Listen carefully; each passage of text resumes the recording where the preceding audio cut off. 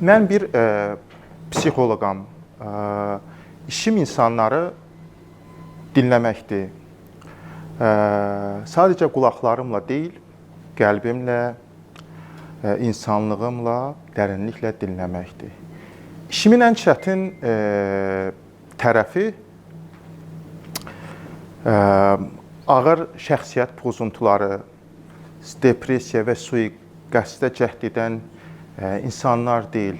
Ən çətin tərəfi anlaşılmamış, ruhu incinmiş, təsdiq olunmamış və özünü tapa bilməmiş fərdlərlə qarşılaşmaqdır. Bizim işdə çox ehtiyatlı olmaq lazımdır. Çox diqqətli olmaq lazımdır və ən çətin məqam sənin edə biləcəyin bir səhv, deyə biləcəyin səhv bir cümlə bir başqasının həyatını məhv eləyib uçuruma apara bilər. Mən müştərilərimə bir xəstəlik, bir problem kimi baxmıram. Onlara problemləri ilə, münasibətləri ilə, işləri ilə, sevdikləri ilə bir bütün olaraq baxmağa üstünlük verirəm. Bugün sizə məhz bunlardan danışacağam. Biraz özümdən danışacağam, biraz müştərilərimdən danışacağam, biraz da həyatın içindən danışacağım. 16 yaşında bir qız, 17 yaşında bir qız, həyatın cıvıl-cıvıl bir yaşındadır. Oxumaq istəyir, arzusu var, həkim olmaq istəyir. Amma məcbur evliliyin içinə itilir. Və tak bir gün özünü maşının altına atır. Ölmür. Amma ömür boyu həyatında bir yara qalır. Reallaşmamış arzusu, təxirə salınmış xəyalları və yavaş-yavaş insan içindən ölməyə başlayır. 35 yaşında biri, bir xanım, xoşbəxt bir evliliyi var. Bir gün öyrənir ki, xərçəng xəstəsidir. Baxır ki, həyatının 35 ilinə sadəcə başqaları üçün bir şey eləməyə adayıbdır. O gün qərar verir, təxirə saldığı hər şeyi reallaşdırmaq istəyir. Rəqs öyrənir, paraşütlə tullanır və dünya turuna çıxır. Sonra bir gün bir mesaj yazır. Deyir ki, nə? Artıq ölməyə hazıram, çünki yaşamağı bacara bildim. Həyat ona ikinci bir şansı verməmişdi. Xəstəliyini bir xəstəlik olaraq görməmişdi. Xəstəliyini bir problem olaraq görməmişdi. Xəstəliyini bir fırsata çevirib həyatında reallaşdıra bilmədiyi bütün arzuları və məqsədləri reallaşdırdı. 40 yaşında bir xanım, çox ağır bir travmatik həyatı var və bir gün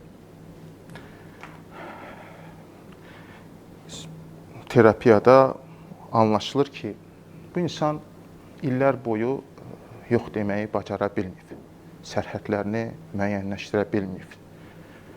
Və o gün bir sərhəd qoymaq öyrənir. Özünə hə, başqalarına yox deməyi. Və o gün fərqində olur ki, əslində yaşamaq nə qədər gözəl bir şeydir. Yaşamaq. Məncə, dünyada ən müqəddəs şey ölüm qarşısında həyatı seçə bilməkdir. Ölümün olduğunu bilə-bilə yaşama arzusunu heç bir zaman itirə bilməməkdir. Və gəlirik bizə. Bizlər, insanlıq olaraq,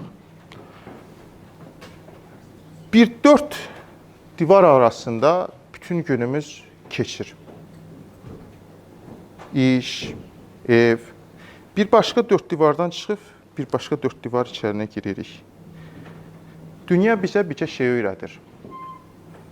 Daha uğurlu olmalısan, daha güclü olmalısan, daha çox pul qazanmalısan, daha çox və heç bir zaman başqalarından geri qalmamalısan. Bəs daha çox güclü olmaq, daha çox uğurlu olmaq bizi daha yaxşı insan eləyirmi? Çox vaxt eləmir. Bizi daha çox təkəbbürlü, daha çox aqressiv, daha çox əsəbi bir insana çevirir. Mən işimi çox sevən bir psixoloqam. Psixologiyaya gəlmədən əvvəl 3 fərqli ixtisaslarda uzmanlaşdım. Yerli və beynəlxalq platformalarda təcrübələrim var. Eğitimlər, seminarlar verirəm. Və bir gün baxdım, gördüm ki, bu başarı kültürü, bu sürəkli sənin digərlərindən daha yaxşı olman kültürü, daha uğurlu olman, daha çox pul qazanman kültürü məni də həbs eləyibdi. Özü də çox fərqli bir həbs eləyibdi. İçindəki o başarı, o uğur həbsxanasının içində mən də boğulurdum. Və bir gün bir qərar verdim. Sumkamı götürüb dünya turuna çıxacağam. Çox vaxt insanlar səyahətə çıxdıqları zaman bir ölkədən bir başqa şəhərə, oradan bir başqa şəhərə gedib göstərməyə çalışırlar ki, baxın, mən burada oldum, orada oldum, burada oldum. Amma mənim yolculuğum biraz daha fərqli idi. Mənim yolculuğum şəhərlər arası da olsa da daha çox özümə tərəf olan bir yolculuq idi. Bütün kinimi, nifrətimi, əsəbimi, o xırsımı buraxıb bir yola çıxmaq istədim. Və bir şeyin fərqinə vardım ki, səyahətdə, yolda bir şey öyrəndim ki, insanın ən böyük düşmanı başqalarına oxşamağa çalışmasıdır. Və o gün səyahətlərin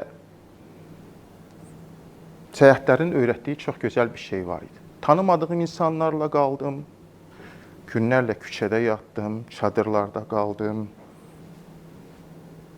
pulum oğurlandı, çox çətin anlar oldu.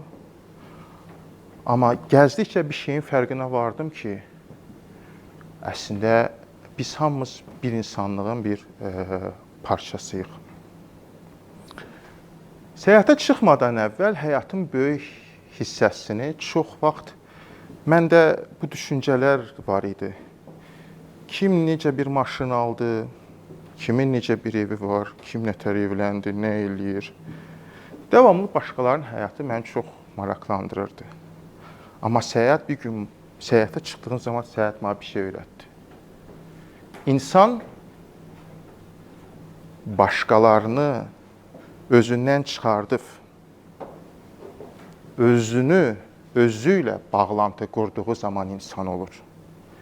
İnsan başqalarından qurtulub, özünə odaqlandığı zaman əslində bir insan olur və orada özgürləşir. Yolda insan tanıyırsan, yolda xatirələr yığırsan, yolda ön yargıların, kibrin, nifrətin, qısqanclığının tamamən qurtulmuş bir şəkildə yola çıxırsan. Və bu yolun ən gözəl şeyi sənə, sənin kim olduğunu, sənin nə etmək istədiyini, sənin məqsədinin nə olduğunu öyrətməsi idi. Səyahət mənə bir şey öyrətdi. Daha doğrusu, özümə qarşı olan, özümə tərəf elədiyim, öz daxilimə elədiyim səyahət. bir şey öyrətdi ki, insan nə qədər çox özü ilə bağlantı quranda, qopmuş özü ilə bağlantı quranda, bir o qədər də çox başqa insanların həyatlarına toxuna bilir. İnsan nə qədər çox özünü yaxşılaşdırmağa başlayanda, özünü sağaltmağa başlayanda, bir o qədər çox insana insan ola bilir. Bəs hardan başlamalıyıq deyə soruşsanız, elə buradan başlamalıyıq. Özümüzə doğru quracağımız bir bağlantı ilə çıxacağımız o yolda ən birinci öz fərqində olub, başqa bir insanların həyatına daha yaxşı toxunmağı bacara bilmək, kinimizdən, nifrətimizdən, qısqanclığımızdan arınaraq sevgi ilə onları qucaqlaya bilmək və ən önəmlisi özümüzə hə deməyi bacarıb başqalarına yox deyərək sağlıqlı sərhədlər qoya bilməkdir. Çox təşəkkür edirəm.